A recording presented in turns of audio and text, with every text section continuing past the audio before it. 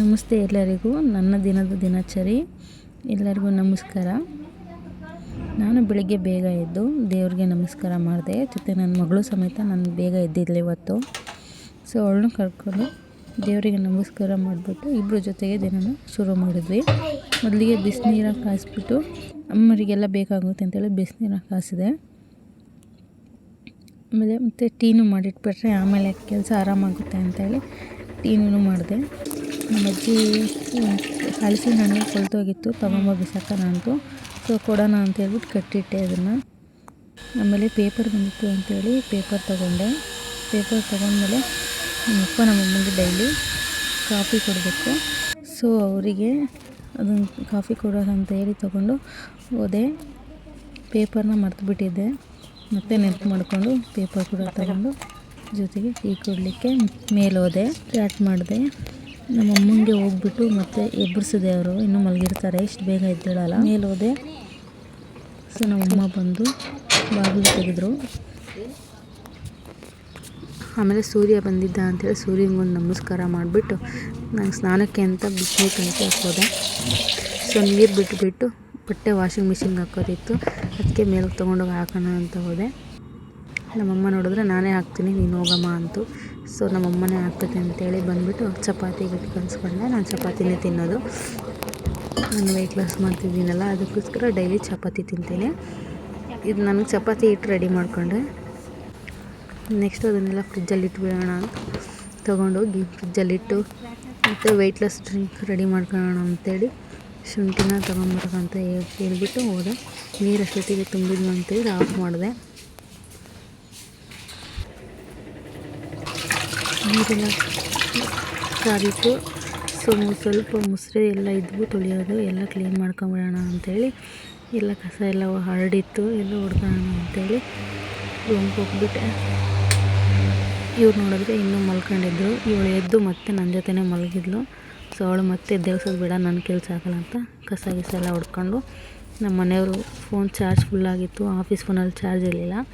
Office phone ಚಾರ್ಜಿಗೆ ಹಾಕಿ ನನ್ನ ಮಗಳು ಎಲ್ಲ ಅಳ್ಳಿದ್ಲು. ಟಿಶ್ಯೂ ಪೇಪರ್ನೆಲ್ಲ ಎತ್ತಿಟ್ಬಿಟ್ಟು ಫೋನೆಲ್ಲ ಚಾರ್ಜಿಗಿಟ್ಟು ಎಲ್ಲ ಕಸ ಎಲ್ಲ ಕ್ಲೀನ್ ಮಾಡಿಬಿಟ್ಟು ನಾನು ಬೇಗ ಸ್ನಾನ ನಾನು ಆಗಲೇ ಹೇಳಿದ್ದೆ ಅಲ್ಲ, ನಾನು ಚಪಾತಿ ಮಾಡ್ಕೊತೀನಿ ಅಂತ. ಸೊ ಇದು ಮನೆಯವ್ರಿಗೆ ಮಾಡ್ತಾ ಇರೋದು. ಅನ್ನಕ್ಕೆ ಇಡ್ತಿದ್ದೆ. ನನ್ನ ಮಗಳು ಭಾಳ ದಿನದಿಂದ ಬೆಳ್ಳುಳ್ಳಿ ಖಾರ ಬೇಕು ಅಂತ ಹೇಳ್ತಿದ್ಲು, ಅದಕ್ಕೆ ಬೆಳ್ಳುಳ್ಳಿ ಅನ್ನ ಮಾಡೋಣ ಅಂತೇಳಿ ಅನ್ನಕ್ಕೆ ಇಡ್ತಾಯಿದ್ದೀನಿ. ಸೊ ಅನ್ನಕ್ಕೆ ಇಟ್ಬಿಟ್ಟು ನೆಕ್ಸ್ಟು ಸ್ನಾನಕ್ಕೆ ರೆಡಿ ಆಗಬೇಕಿತ್ತು. ಬ್ರಷ್ ಮಾಡಿಕೊಂಡು ನನ್ನ ಫೇವ್ರೆಟ್ ಫೇಸ್ ವಾಶ್ ಸಿಟಾಫಿಲ್ ಕ್ಲೀನ್ಸರ್ನ ತೊಗೊಂಡು ಸ್ನಾನಕ್ಕೆ ರೆಡಿ ಆದೆ. ಸ್ನಾನ ಮುಗಿದಾದ್ಮೇಲೆ ಬಾಗಿಲಿಗೆ ಅರಿಶಿನ ಕುಂಕುಮ ಹಚ್ಚಿಬಿಟ್ಟು ಬಾಗಿಲಿಗೆ ಅರಿಶಿನ ಕುಂಕುಮ ಹಚ್ಚೋದ್ರಲ್ಲಿ ಅನ್ನ ಆಗಿತ್ತು. ನೆಕ್ಸ್ಟ್ ಈರುಳ್ಳಿ ಎಲ್ಲ ಕಟ್ ಮಾಡ್ಕೊಂಡು ಇಟ್ಟಿದ್ದೆ ಒಗ್ಗರಣೆಗೆ ಅಂತ ಹೇಳಿ. ನೆಕ್ಸ್ಟ್ ನಾನು ವೆಯ್ಟ್ ಲಾಸ್ ಡ್ರಿಂಕ್ನ ಮಾಡಬೇಕು ಅಂತ ಹೇಳಿ ಸ್ವಲ್ಪ ಸಬ್ಜಾ ಸೀಡ್ಸ್ನ ಹಾಕಿದ್ದೆ. ಸೊ ಅದನ್ನು ರೆಡಿ ಮಾಡಿಕೊಂಡು ಚಪಾತಿ ಲಟ್ಟಿಸ್ಕೊಳ್ಳೋಣ ಅಂತೇಳಿ ತಗೊಂಡೆ. ಶುಂಠಿನ ಜಜ್ಕೊಂಡ್ಬಿಟ್ಟು ನಾನು ವೆಯ್ಟ್ ಲಾಸ್ ಡ್ರಿಂಕ್ಸ್ನ ರೆಡಿ ಮಾಡಿಕೊಂಡೆ. ಸೊ ಹಾಟ್ ವಾಟರ್ನ ವೆಯ್ಟ್ ಲಾಸ್ ಡ್ರಿಂಕ್ಸ್ನ ಕುಡಿದ್ಬಿಟ್ಟು ಒಗ್ಗರಣೆಗೆ ರೆಡಿ ಮಾಡ್ಕೊಂಡಿದ್ದು ಬೆಳ್ಳುಳ್ಳಿ ಖಾರನ ತೊಗೊಂಡೆ. ನಮ್ಮಮ್ಮ ತರಕಾರಿ ತೊಗೊಂಬಂದು ಹಾಕ್ತಿತ್ತು. ಜೊತೆ ನನ್ನ ಮಗಳೂ ಎದ್ದು ಆಗಲೇ ತರಕಾರಿ ತೊಗೊಂಬರೋಕ್ಕೆ ಹೋಗಿದ್ಲು. ಅಜ್ಜಿ ಮೊಮ್ಮಗಳು ಫುಲ್ಲು ಕೆಲಸ ಅಂತ ಹೇಳ್ಬಿಟ್ಟು ಒಬ್ರಿಗೊಬ್ರು ಹೆಲ್ಪ್ ಮಾಡಿಕೊಂಡು ಕೋಆರ್ಡಿನೇಷನಲ್ಲಿ ಕೆಲಸ ಮಾಡ್ತಾಯಿದ್ರು. ಸೊ ನಮ್ಮಮ್ಮಗೆ ಏನೇ ಆದರೂ ನನ್ನ ದುಡ್ಡು ಅಂದರೆ ನಿಮ್ಮ ಪಂಚಪ್ರಾಣ, ಅದಕ್ಕೆ ಬಂದು ದುಡ್ಡಿದ್ದ ಮೊತ್ತ ಕಂಡ್ರೆ ನನ್ನ ಹತ್ರನೇ ದುಡ್ಡು ಇಸ್ಕೊಂತೈತೆ ನಮ್ಮಮ್ಮ.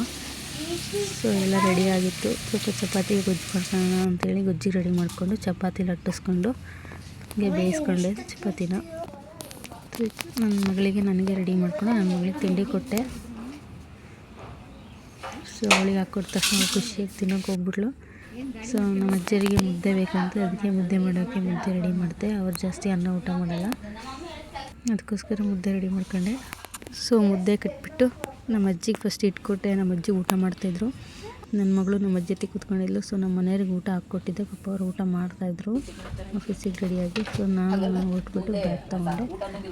ಸೊ ನನ್ನ ಡೇ ಇವತ್ತಿಗೆ ಮಾರ್ನಿಂಗ್ ಡೇಯಲ್ಲಿ ಇಷ್ಟು ಕಂಪ್ಲೀಟ್ ಆಯಿತು. ನಾನೆಲ್ಲನೂ ಬ್ಯಾಗಲ್ಲಿ ಇಟ್ಕೊಂಡ್ಬೇಕು. ಒಂದು ಮರ್ತೋದ್ರು ಅವತ್ತಿನ ಕೆಲಸನೇ ನನಗೆಲ್ಲ ಎಷ್ಟು ಕರೆಕ್ಟಾಗಿ ಆಗೋದಿಲ್ಲ.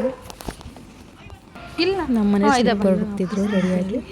ಸೊ ಇವತ್ತಿನ ಚಾರ್ಜರು ಆಫೀಸ್ ಲಾಗು ಎಲ್ಲ ಇಲ್ಲಿಗೆ ಕಂಪ್ಲೀಟಾಗಿ ಮುಗಿತಾ ಇದೆ. ನಮ್ಮ ಮನೆಯವ್ರು ಹೊರಟರು, ನಮ್ಮ ಮನೆಯವರಿಂದ ನಾನೇ ಹೊರಡಬೇಕು. ಚೀಲ ಎಲ್ಲ ಪ್ಯಾಕ್ ಮಾಡಿಕೊಂಡು ನನ್ನ ಐಟಮ್ಸ್ನ.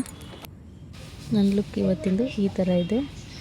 ಸೊ ನೋಡಿ, ನೆಕ್ಸ್ಟ್ ಇವತ್ತಿನ ಡೇ ಮಾರ್ನಿಂಗ್ ವ್ಲಾಗ್ ಇದಾಗಿತ್ತು. ಸೊ ನೆಕ್ಸ್ಟ್ ಡೇ ಪಾರ್ಟ್ 2 ಅಲ್ಲಿ ಸಿಗೋಣ.